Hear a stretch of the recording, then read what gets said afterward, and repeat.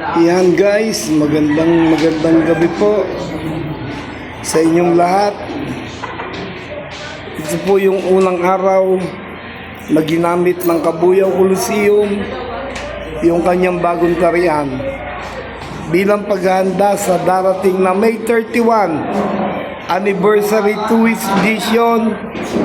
Bukod sa premyo na per champion, meron pa tayong irarapol na bagong Toyota Hilux na pickup.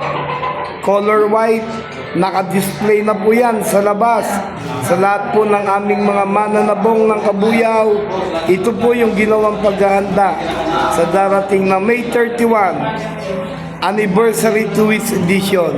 Ayan po, ang aabangan na lang po natin kung sino yung unang-unang magcha-champion sa bagong tariang ito.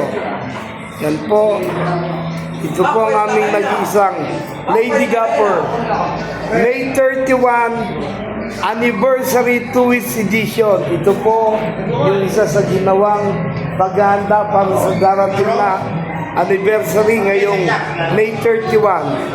Ito po yung aming nag-iisang gapper at ang presidente po ng aming tarian. Ito po, si Kuya Tonyo.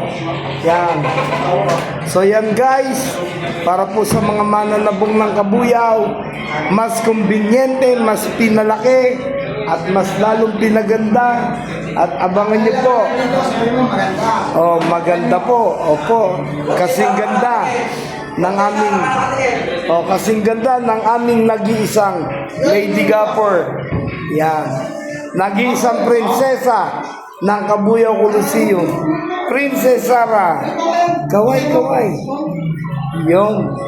Ayan po, shout out. Kaway. Sarah, ayan po. Nag-iisang prinsesa ng Kabuyaw Coliseum. So, yan guys ha. Yun po mga gustong mag-tuwi sa May 31. Yan po ang aming anniversary 2 edition ng Kabuyaw Coliseum. Meron na po naka-display dyan na bagong Toyota Hilux, kulay white. Pick up po yan. Pupunta ka rito sa May 31 ng lakad. Posibleng pag-uwi mo, may 4 wheels ka nang idadrive. Bagong-bago. So, yun lang po guys. Magandang gabi sa inyong lahat.